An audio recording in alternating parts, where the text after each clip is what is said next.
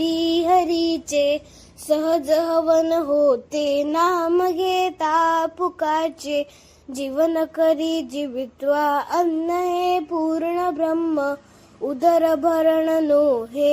जाणीचे यज्ञ कर्म जय जय रघुवीर समर्थ